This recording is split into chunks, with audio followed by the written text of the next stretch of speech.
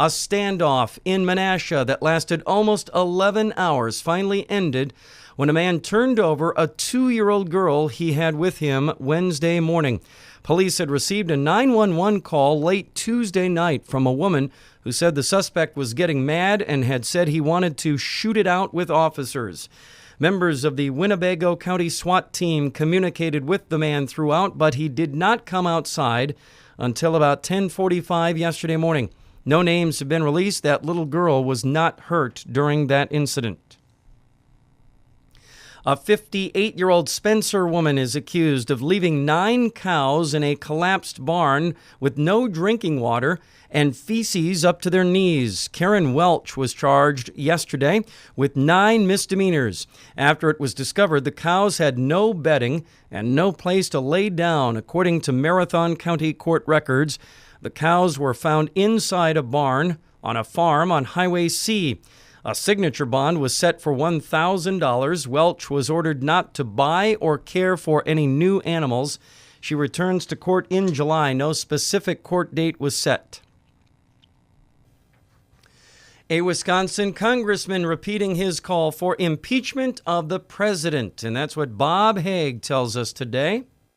Special counsel Robert Mueller said Wednesday his office could neither clear nor accuse President Trump of obstructing justice. Under long-standing department policy, a president cannot be charged with a federal crime while he is in office.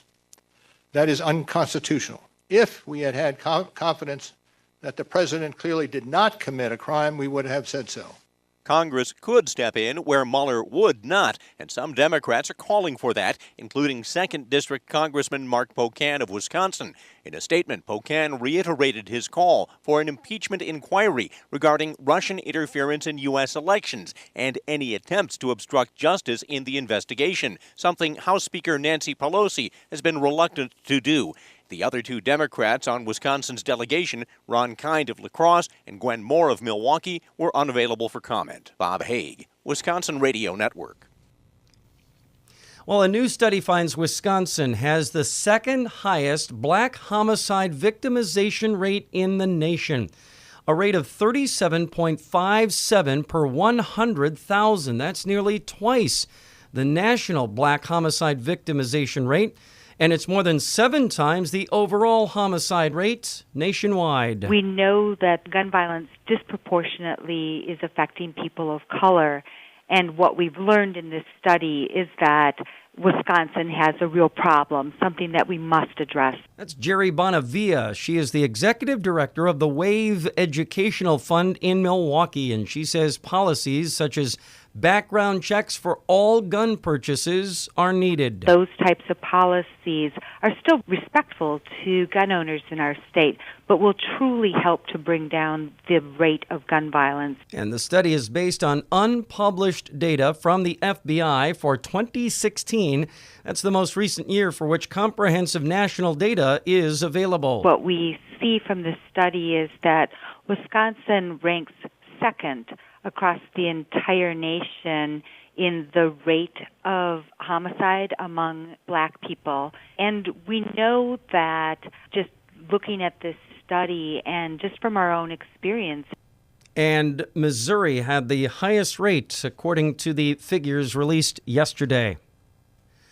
Well, Marshfield's annual Salute to the Dairy Industry kicks off bright and early tomorrow morning. Debbie Bauer is the program director for the Marshfield Area Chamber of Commerce and Industry. Dairy Fest 2019 will kick off on Friday, and our theme this year is Dairy Proud.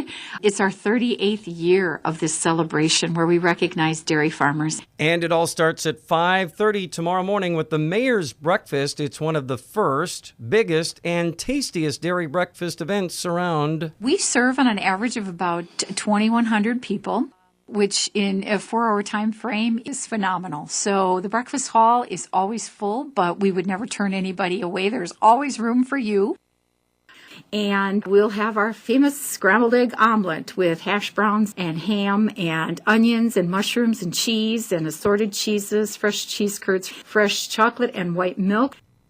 And serving again gets underway at 5:30 and goes until 9:30 tomorrow morning.